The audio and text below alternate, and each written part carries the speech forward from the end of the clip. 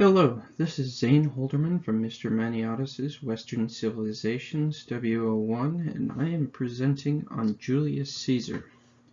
The quote I have here is Veni, Vidi, Vici. I came, I saw, I conquered. This rings true throughout his life as both a military man and a politician.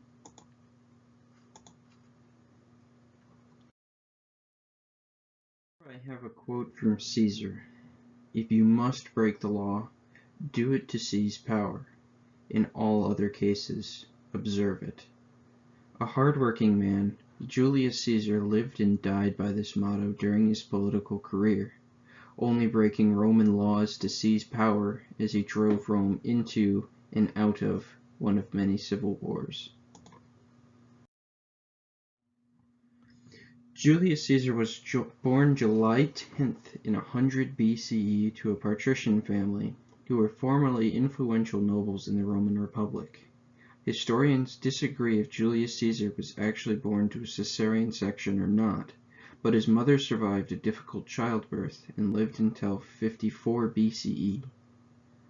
His father, however, passed away in 85 BCE, where a little while later Caesar was betrothed to a wealthy noble Caesulia.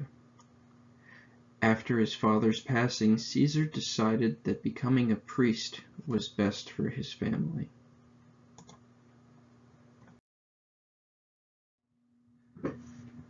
His marriage wasn't meant to be, as in later in the year 85 BCE, he was betrothed and married to Cornelia, the daughter of a high-ranking Popularis faction member.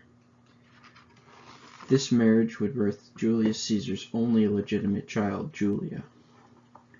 This didn't make the Optimates, the opposing faction, think American Democrats versus Republicans, very happy. The leader of the Optimates at the time, Sulla, told Caesar to divorce Cornelia, and when he refused, put him in line to be executed. Thanks to his political connections, he was pardoned from his execution, but to escape further persecution, he renounced his priesthood and joined the army, where he would find great success in battlefields in Asia. Caesar proved himself a skilled negotiator, as he was able to secure himself a fleet from the king Nicomedes. Rumors started to fly that among the legions that Caesar gained the fleet by sleeping with the king, rumors which historians are unable to confirm nor deny. By the time he returned from the legion, he was a distinguished soldier who earned the civic crown for saving a civilian's life.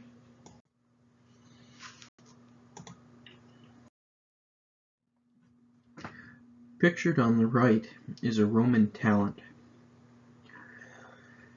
Sulla died in 78 BCE and opened up the way for Caesar to return and undo the damage that was done to his family and reputation. When he received word of this, he left the military and returned to Rome, where he would spend what little was left to him to restore his connections. After repairing his relations and connections, Julius Caesar wasn't well off and became a public speaker and a lawyer, in which he used to further his popularity. In an effort to further his career, he put himself under the tutelage of Apollonius, so he needed to sail to Greece.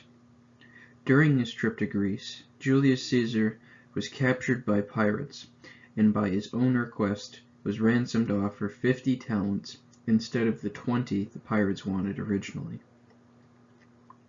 It's been said that Caesar and his captors were very kind and considerate to each other, even with Julius Caesar promising that he would track them down and have them crucified after he was released. Julius Caesar was a man of his word, and when he was released, he raised a fleet, overtook his former captors, and took them prisoner, and did exactly what he promised, and had them crucified after cutting their throats as a mercy first because they were nice to him.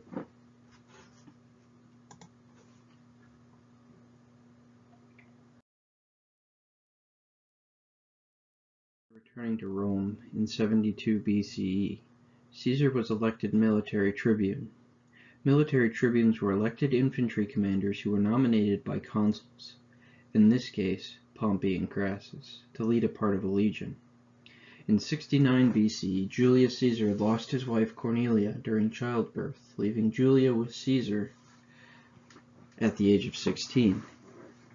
In 68 BC, Caesar became the custodian of the Roman treasury. A little while later, he gained a seat on the Senate, and from this he was able to get Pompey, a famous military leader and politician, the leadership role in a campaign against piracy in the Mediterranean, something that would continue to be a pain for Roman dictators in the future. During this time, Caesar was married a second time to Pompeia, the granddaughter of Sulla, the man who first made him leave Italy. Spoiler alert, this marriage would not last long. After successfully landing his spot on the Senate, Caesar worked on furthering his reputation with the Roman people and the populares by hosting big parties and games that he relied on the billionaire politician Crassus to fund. Rumors would fly that he had relationships with the wives of other politicians. This is where things started to get interesting again, because during 63 BCE, his efforts in spending to get on the good side of the populace paid off, as Caesar was elected Pontifex Maximus, or chief priest of Rome. This led to the annual fertility celebration to be had in his own home, where a patrician by the name of Clodius, dressed in priestess attire, snuck into Caesar's home when he wasn't there in an attempt to get with his wife. Clodius was caught and brought to court, where Caesar did everything but blame Pompeia for the event. Not long after Clodius was cleared, Caesar divorced Pompeia because the wife of Caesar must be above suspicion. Because of all of his spending in his court case, Caesar ran out quite a bit of debt that Crassus paid a portion of, and others were now trying to collect on. Because of his debts, Caesar went and joined an active military campaign in Spain to pay off those debts in 61 BCE, where he appointed himself as military governor. Here he would distinguish himself as a mighty military commander, as he successfully reached the Atlantic Ocean and defeated tribes that the Romans were struggling with in the area, while also qualifying for his first triumph. Although his great success, Caesar also distinguished himself as a war criminal for ruthless acts taken in Spain to secure the wealth he needed. He would be successful in his debt payoff endeavor because during 60 BCE he was able to return to Rome, pay off his debts, give bonuses to his soldiers, and donate to the Roman treasury. His return to Roman politics helped form what would be a key part in the Roman Republic's downfall.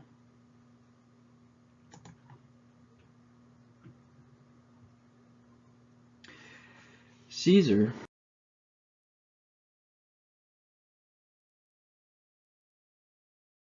being a man of the people, made many friends and a few enemies, but the enemies he had were always powerful and either quick-witted or ruthless. Something Caesar realized eventually is that his actions in Spain would catch up with him, and he would be tried as a war criminal. To escape these crimes, he needed to secure himself a place in the military for a while, so he hatched a plan. To achieve the Republic's highest office, he needed friends. He sought out his friends from people who had helped him in the past, such as Crassus and Pompey, two rivals who both strongly supported the populares. Caesar knew that if he wanted to become consul of Rome, he would have to gain their backing and support before the 59 BCE elections. He gained Pompey's support by backing legislation that Crassus and Cato, the top dog of the Optimates, were trying to block, and for Crassus passing legislation that cut a third of all taxes, with all three men deciding to split up the Roman territories between themselves, with Caesar gaining Gaul and Crassus the Roman East. Caesar helped but did not totally mend the rifts between Pompey and Crassus. The fact that he wasn't able to mend the bridge between the two men helped to add fuel to the coming Roman fire that was going to rage through the politics of this period. Speaking of allies, soon, using his power as priest, Caesar turned Clodius from a patrician, a Roman noble, to a plebeian, just a regular Roman citizen, because Clodius sought after the spot of tribune of the plebs, a position he easily abused to cause mobs and mercenary fighting in the streets, often for the gain of the triumvirate or himself. Using his power, a politician named Milo used the same types of mobs to achieve political goals in the Senate by delaying votes and bills. Although the triumvirate wouldn't be allies forever, very few had luck stopping them from doing what they wanted, not for a lack of trying. Caesar would now write a letter to the Senate to become consul in absentia with the support of his allies. When the Senate received this request, Cato, an enemy of what Caesar stood for, in an effort to get another nominee elected, talked all day until the Senate was dismissed to prevent a vote to allow this to happen, just as our politicians do when they filibuster. Fellow nominee Bibulus was quite happy, but when Caesar got wind of this, he figured it was time to make a personal appearance in Rome. Caesar marched from Cisalpine Gaul down to Rome to get this sorted out in person. One thing to note is that soldiers, weapons, nor officers were allowed within the Roman Senate district. So when Julius Caesar showed up in Rome, he resigned his position in the military, foregoing his triumph, which is a huge deal, to march down to the Senate house.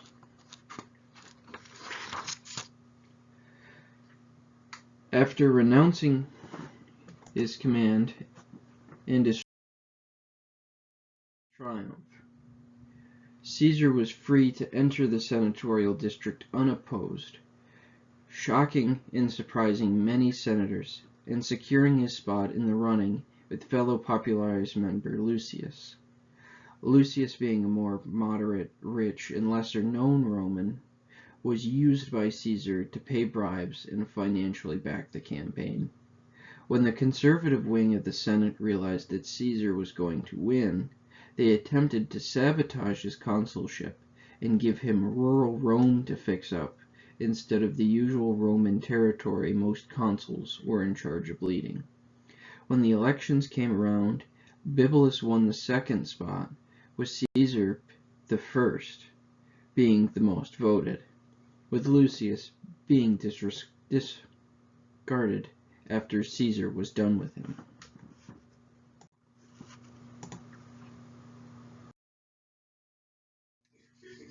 His first action in office was to make the Senate hearings public deals by having everything the Senate does posted in front of the Senate building, because he knew he had the populace's support, even if he didn't have the support of rival senators, which would, in turn, pressure more senators to vote for his legislation. Secondly, he made an effort to appease Pompey by reintroducing Pompey's previous proposal that would redistribute the unused farmland in Italy back to Rome, where the poor and veterans in the city would get it through a randomized lottery, with a Roman commission responsible for the acquisition and redistribution. On the first day in office, Cato, in another attempt to stop Caesar, started to filibuster again, in which Caesar unlawfully had him thrown out of the Senate and jailed. He did not make many friends that day, as many senators left the Senate house and forced Caesar to release Cato and dismiss the Senate for the day. Because of this fiasco in the Senate house, Caesar just skipped a step and declared that the bill would move on to the next step anyway. And when it came time to vote for the bill, Bibulus showed up in a final attempt to veto the bill, but was then publicly humiliated and shamed until he fled. Due to these events, Bibulus and his conservatives decided to put forward a bill to remove Caesar as consul, which, after Pompey and Crassus publicly supported Caesar's actions, and in light of evidence that Caesar controlled the mob, the motion was stopped in its tracks, being one of the last times that Bibulus was seen in public for the rest of the year. This is where the term the year of Julius and Caesar came as a joke on the usual year of Caesar and Bibulus that most consuls shared.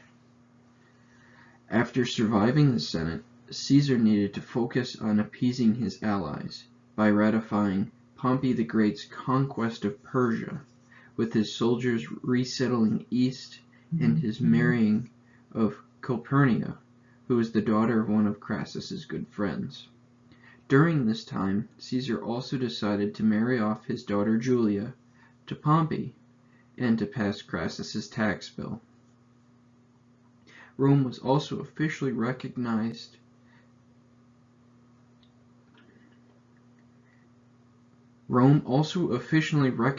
Egypt as an independent ally of Rome, while Caesar and Crassus pocketed a bribe from Ptolemy of Egypt. Caesar also focused on proposals that changed how Roman territories were governed that easily passed, as it was pretty bipartisan, and it was universally agreed that it was much needed. During the end of his year, at his closing speech, Bibulus tried to make an appearance, but was ultimately vetoed by a tribune of the plebs, Claudius, a man who now owed his whole career to Caesar.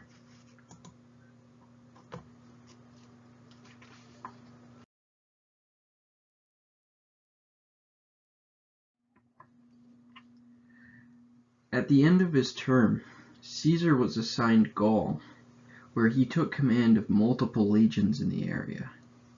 Unbeknownst to him, this would be the last time he saw Rome in 9 years.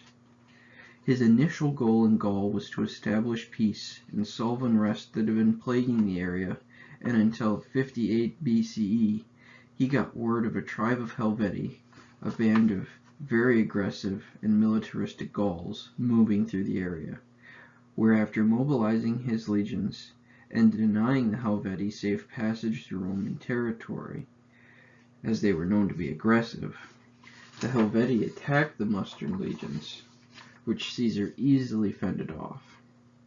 Caesar would then go on the offensive and struggle in his initial attacks against the tribe, struggling with logistics and adapting to the tactics of the new foes. But through a struggle where the Helvetii brought in reinforcements, the Romans squeaked a victory where they forced the Helvetii surrender and a promise of supplies.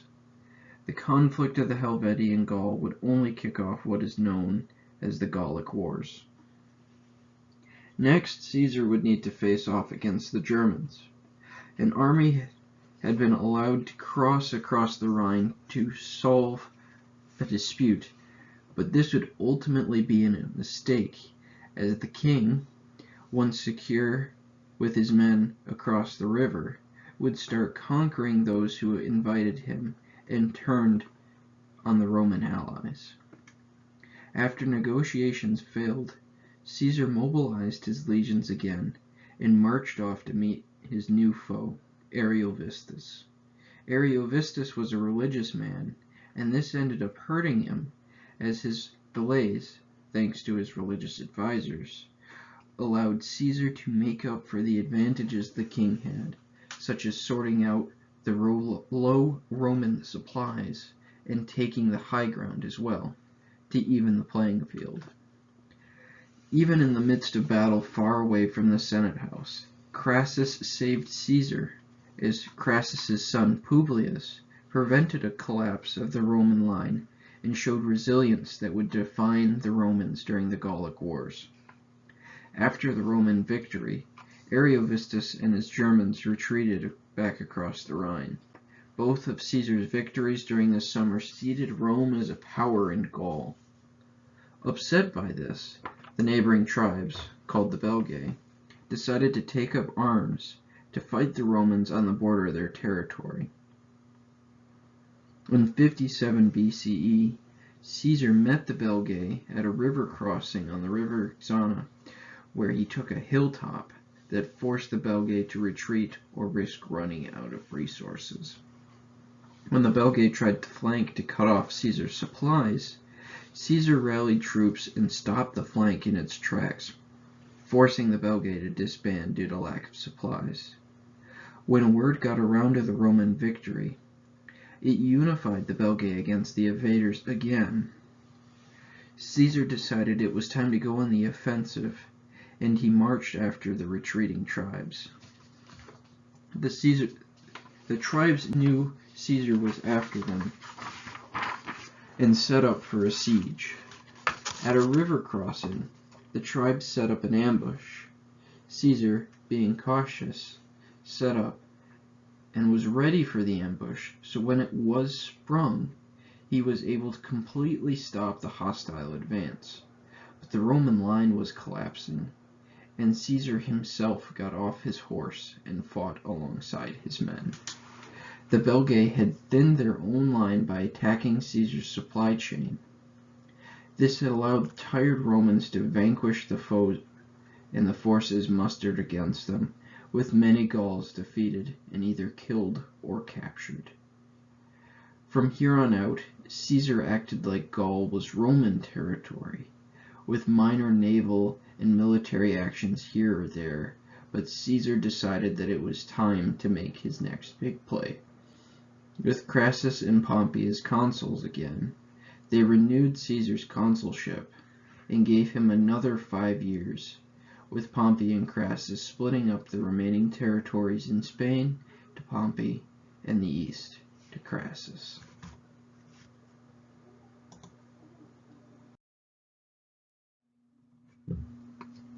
Caesar, content with his progress in Gaul, set his sights on the distant island of England. He spun this to the Roman Republic as a land of gold and white coasts, where personally he wished to extend Roman territory to new land across the sea, and knew that the land of England wasn't the shores of gold the Romans thought it was. Loading 2 of his legions into his boats and rationalizing it to the Roman people, he set sail across the English Channel. Rome's cavalry would return to Gaul due to a storm. The Britons would meet them on the coast and make it a hostile landing, but the Romans quickly formed a shaky truce with the locals that would afford Caesar the chance to repair his vessel and gather supplies. The Englishmen quickly retaliated when they realized the Romans were stuck.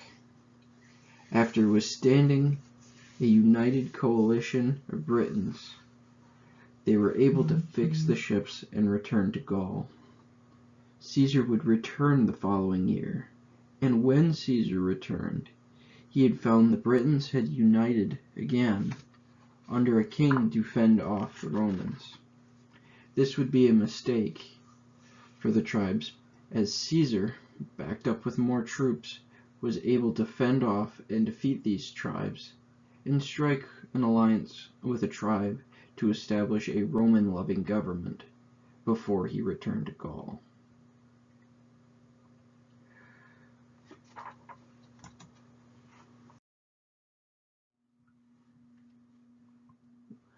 When Caesar returned from England, he received word of both Julia dying in childbirth and Crassus dying to the Persians. The triumvirate was no more. Pompey at this time was 1 step ahead of Caesar, and with Crassus's death, publicly supported the Optimates to increase his own personal power. Thanks to Clodius and Milo, the situation in Rome got chaotic for a while, where gang violence was the norm and bodies were just left out in the streets. Pompey would make leaps and bounds politically by not leaving for his governorship in Spain and focusing on solving the crisis at hand in the city. The Senate would allow Pompey to become sole consul only a handful of years removed from his time with Crassus.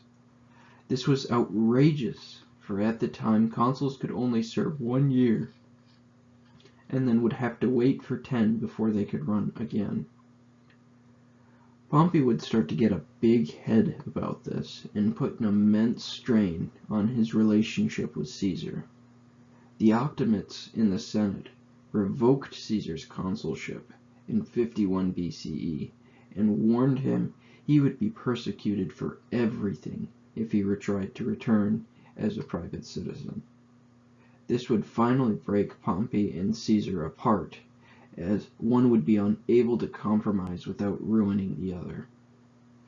Caesar would return to Rome with the honors of receiving a triumph, and published his book, The Gallic Wars. Because the Senate was out to get him, and they would most likely deny his triumph, along with the stress of becoming enemy of the state, Caesar took his legions across the Rubicon and into Rome proper.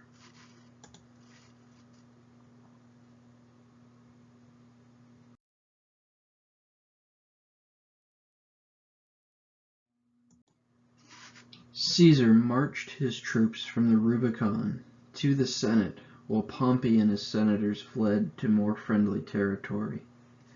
Although his conquest of Rome was without bloodshed, the wars to come would test Caesar, as he would come head-to-head with his old friend Pompey. The Civil War demonstrated how popular Caesar was among the people, and how much the Roman aristocrats despised him, with many towns almost thrown in open revolt against the governors that publicly supported Pompey as Caesar marched to remove him from power. Caesar was an expert of using information gatherers like spies and scouts to keep tabs on Pompey and his soldiers, nor was ready to mobilize any time Pompey was ready to make a move. Pompey ran to Greece, where he started raising an army. Caesar seized this opportunity. First, in an effort to remove Pompey's support, Caesar had his legions march to Spain, where Pompey had abandoned his generals. The main battle of this campaign would be Ilerda, a Spanish town that one of Pompey's generals was occupying. This battle would be a wake-up call, as this would be Caesar's first time dealing with opponents that fought like him. The Caesarian army arrived at the town without Caesar, as he had been stalled with the rebellion issue. After Caesar arrived, he set up close enough to the opposing armies that both sides had issues sleeping.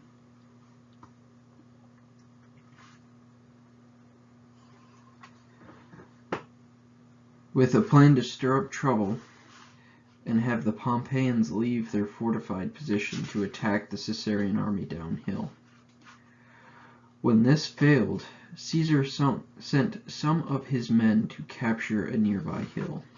The Pompeians quickly caught on to what was going on and fought against the Caesarian advance.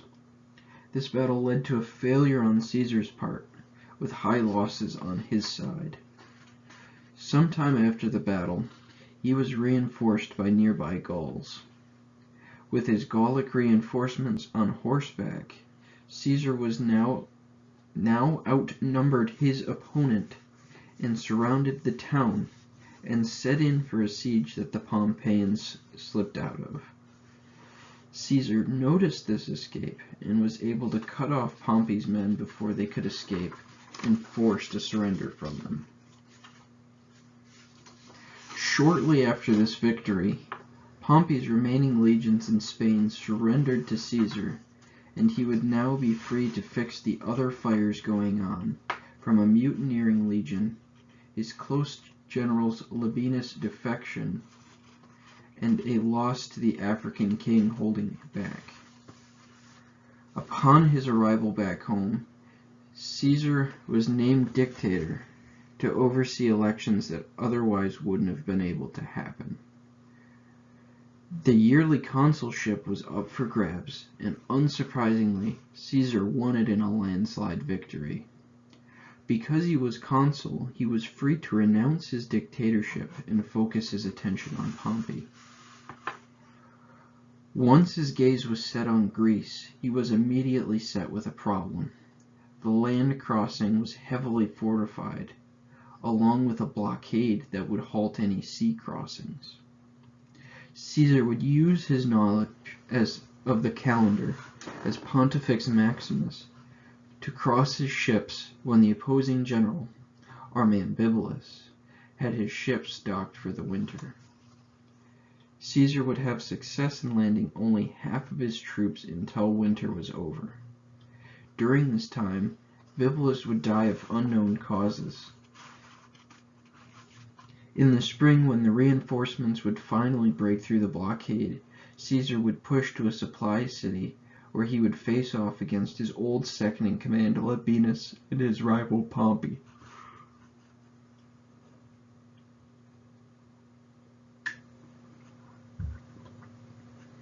Ultimately, the siege would be a loss, as Caesar would retreat further north. Caesar would then score a winning blow against Pompey not much later, in southern Greece, fending off Pompey's cavalry and killing one of Pompey's generals. When news of the fall of Pompey's legions reached the Pompeians, who were disheartened and desperate for peace, the defectors, including the savvy politician Cicero, wanted to return to Rome to help sway the power of the coming dictatorship.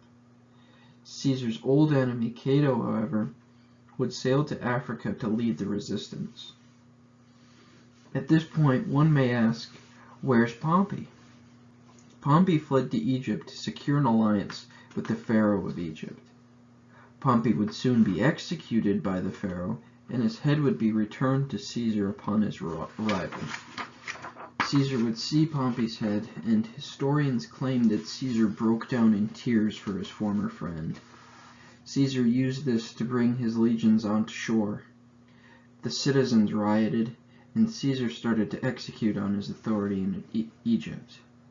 This is where Cleopatra was installed as co-monarch. When this happened, the riots increased, and the Egyptian army laid siege to the Romans in the town. In an effort to break the siege, Caesar and his men fought down to the docks and set fire to all the Egyptian ships, and accidentally set the Library of Alexandria ablaze. The Egyptian siege would continue for months.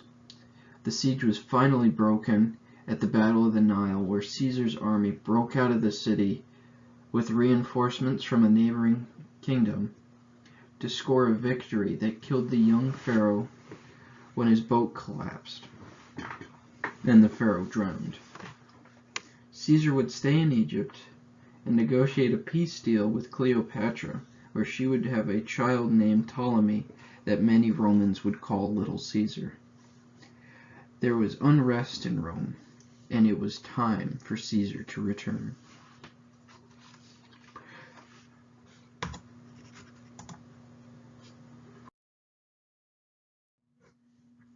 Upon his return, there had been a revolt. Pompey's two sons, Gnaeus and Sextus Pompey, had spurred an uprising against Caesar that his troops were unable to quell.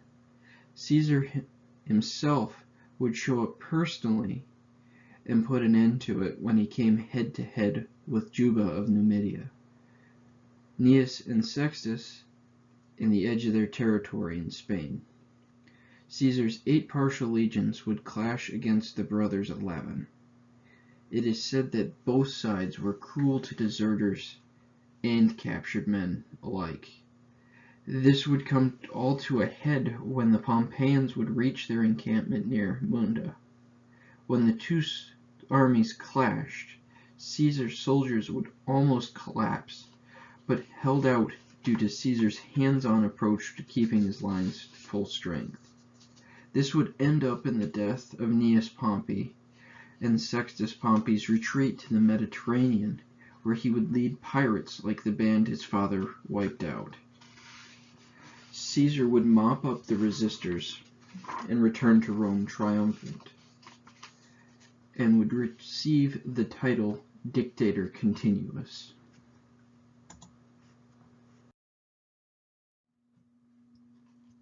One of the highest military honors was to have a triumph to your name.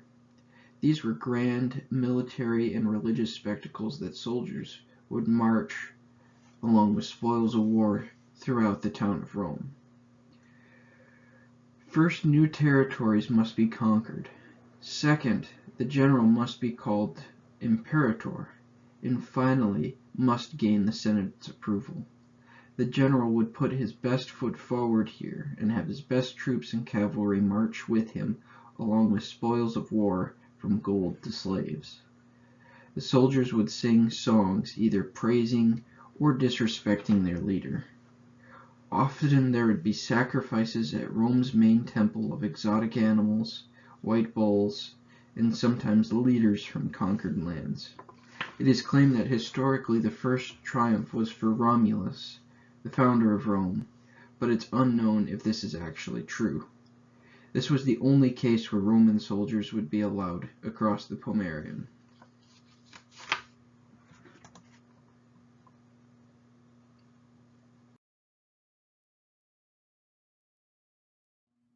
When Caesar returned in February of 44 BCE, he had 4 victories he wanted to be recognized for.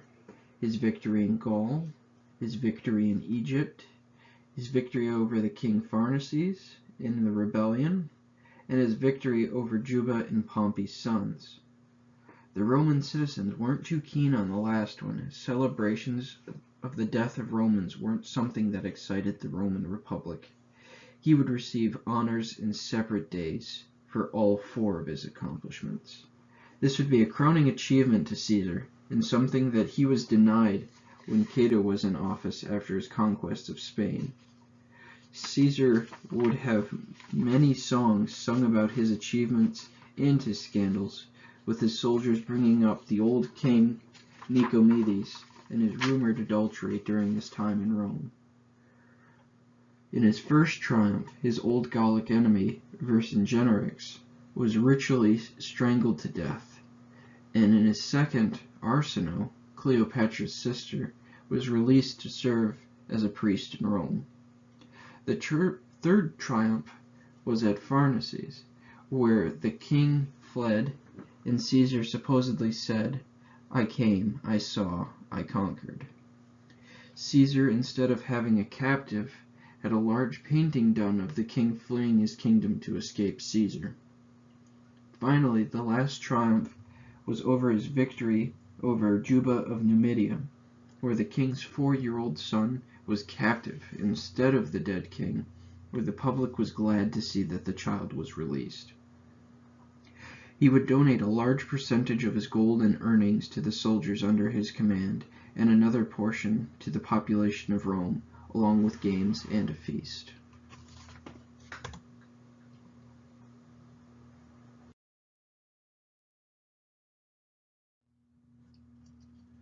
Ever since his return, the people were not happy with this would-be king.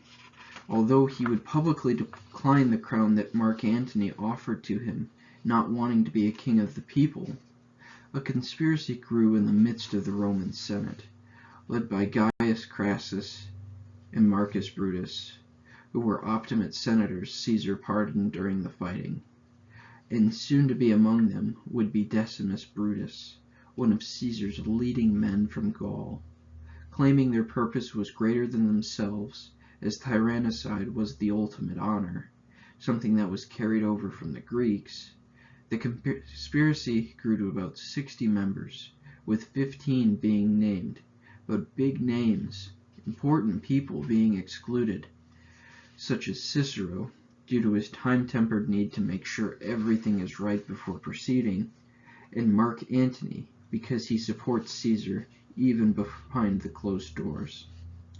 Caesar would put a time restriction on the conspirators, as he was leaving the 18th of March for a military campaign in the east, and had his final Senate meeting on the 15th of March in the theater of Pompey, as Clodius's funeral burnt down the Senate house, just as Clodius promised Milo and Pompey. The conspirators thought this would be the perfect venue for the murder, as it would be a public forum that the senators could all be present in. The second issue would be weapons. which are illegal in the Senate district, and some senators would sneak daggers in using baskets that hold scrolls, and others would sneak in their own daggers. With the details mostly hammered out, the conspirators needed to wait. At his last supper, Caesar, Brutus, and Lepidus would find themselves at Caesar's house when Caesar asked the question, what would be the best death? While Brutus beat around the bush, Caesar would state that a sudden one would be best. His wife Calpurnia would awake in the night with the dream of Caesar with many wounds and bleeding out. They wouldn't get much sleep that night. She would plead with Caesar not to leave and ask him to postpone the Senate meeting. It is my personal belief that they both could sense the atmosphere of what was coming, even if they weren't told of it beforehand. Arthemedorus, Brutus's former teacher, had caught wind of the plot and handed Caesar a paper detailing the plot in depth, but due to circumstances outside of his control, Caesar never had the chance to read it. He would barely take his seat in the Senate chamber when Cimber, a senator, would petition for Caesar to return his brother from exile before being brushed aside. The other conspirators present would use this distraction to surround Caesar. Publius Casca would start the attack and stab Caesar once before Caesar broke free and rushed out, where Cassius,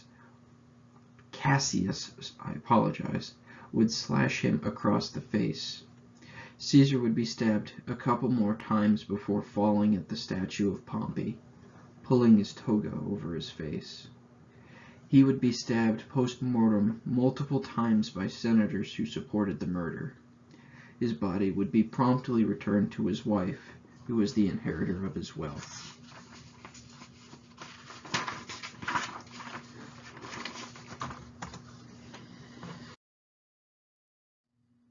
Caesar would shape Roman politics as they shifted from the Republic to the Empire. Due to the failure to reclaim what was lost, and a failure to kill Mark Antony as well, when Caesar died, a new triumvirate would take the reins and slowly shape the world into what we know it is today. Roman culture influences our thinking and our actions to this day, with many leaders trying to be the next Caesar, with many succeeding and many more failing. Rome's reach has been long-lasting and far-reaching, with its primary language, Latin, being the basis for many languages we have today, such as Spanish and French. This is my works cited slide.